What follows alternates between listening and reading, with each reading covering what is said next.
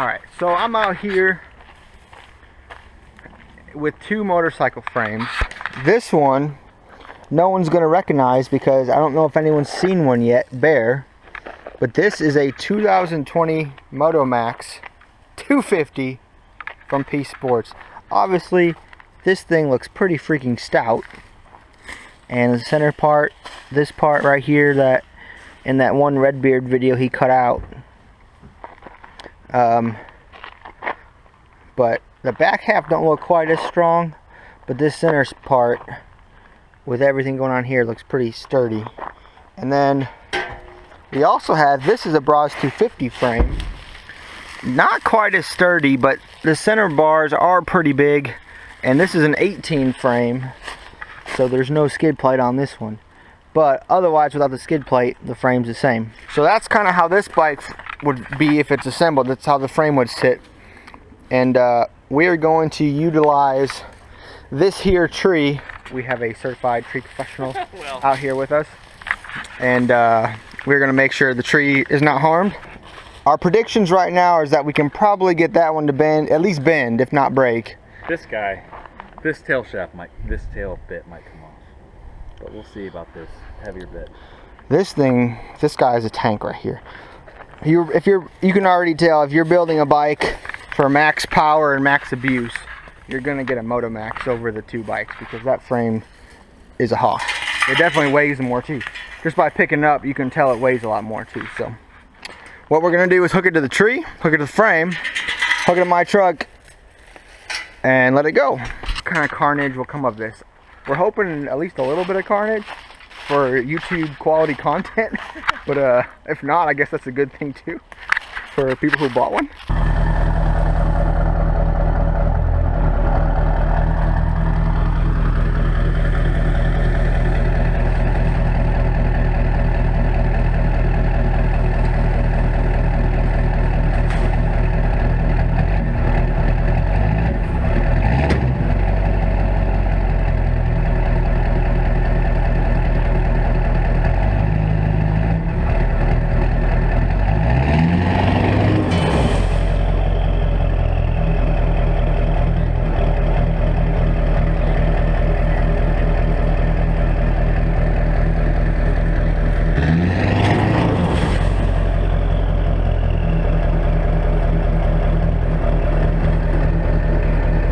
Alright, so apparently I don't have a ton of traction. I'm digging in the ground a little bit. I did one pull from straight. We're bending that stem stuff.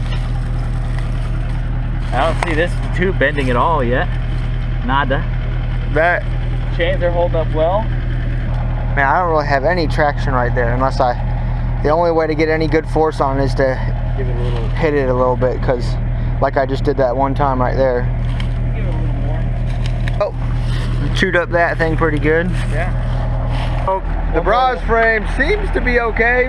That was a good bit of force right there. I don't know if you guys saw that, but I don't know. Maybe we want a video from a little further back so they can see how much oomph the truck is putting on it. Okay. Let's do one more with it. Yeah.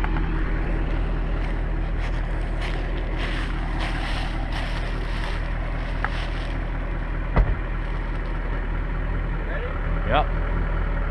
Get a little further back. Yeah, come back a little further. A little more, a little more, a little more, a little more. That's good. Yeah.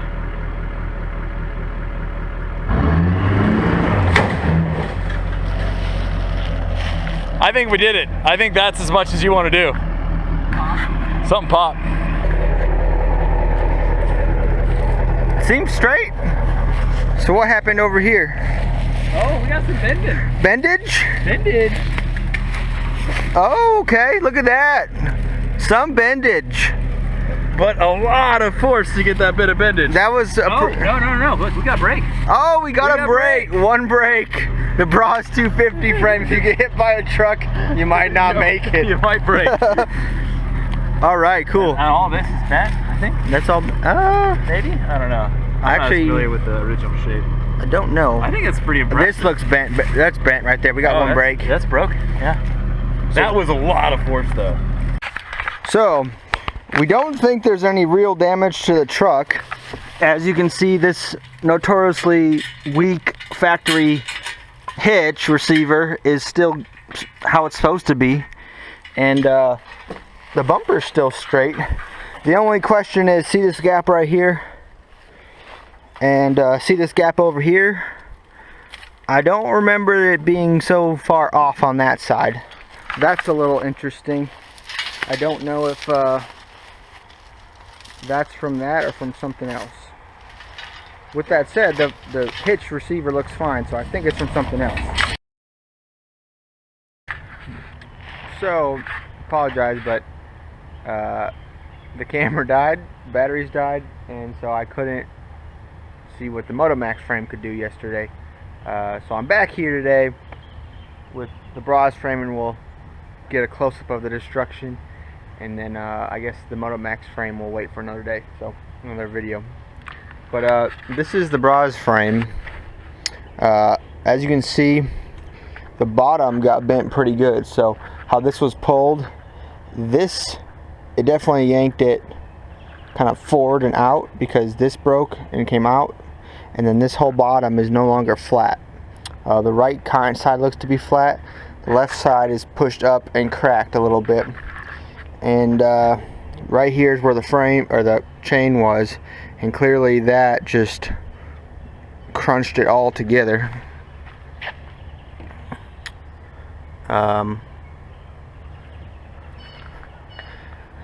then let's see, and as you can see on the bottom, I believe this is where it was on the bottom. This big bar right here was bent, and then the little one on the bottom too kind of it was part of around the chains, and it got snapped in the corner right there. So the crazy thing is that a lot of people don't give credit to, which honestly there's a reason for it, is the welding quality. It did not snap anywhere where there was a weld.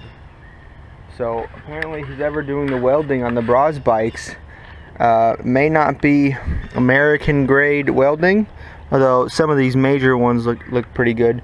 But none of these spots that broke were actually a weld. They were all the main chunk of metal by itself, because that's not a weld right there. That's the bar itself. Even though that one looks like it could be a weld,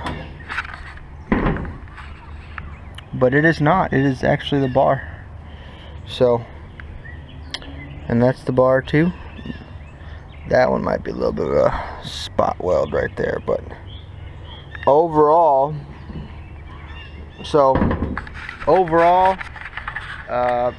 with a 6,000 pound truck moving away tied to a tree, so there's no give, it's just pure force.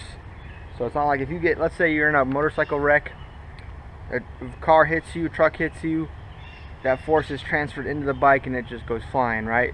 Well, in this case, the force is not transferable. It's just whoosh, all right there, and that's why I think so much damage occurred, is that there was no give. The only thing to give was the frame or the truck, and obviously the truck ain't gonna give.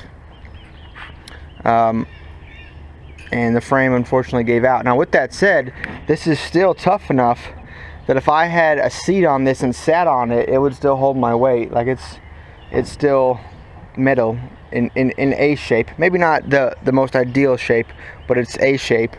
And still, I think the thing I'm most impressed about is that not a weld didn't break.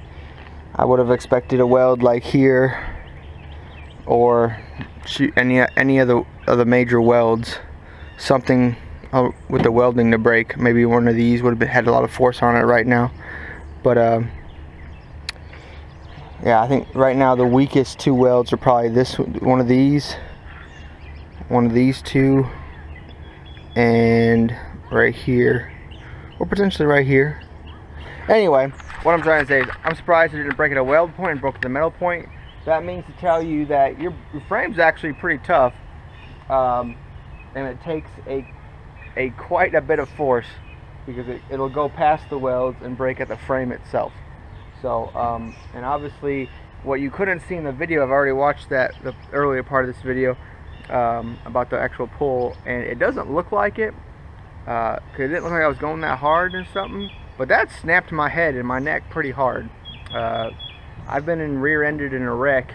I was sitting still at a construction zone in a Dodge Dakota, and a guy in his Civic hit me doing, he claimed 30 miles an hour. So I was dead still, and that threw my neck up pretty forward. It totaled my truck, but it threw me pretty good. And I don't want to say what I just did with this felt the same, but it wasn't that much difference. So this bike definitely just had some force put on it for sure. And this is your damage. And like I said, in the next video, I'm hoping to do a Motomax. Hopefully I'll have batteries that don't die this time.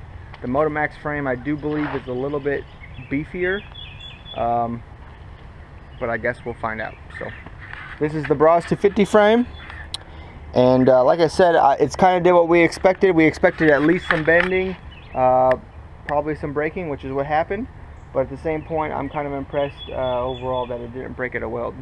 So take it for what you leave it. Some automotive science for you right here.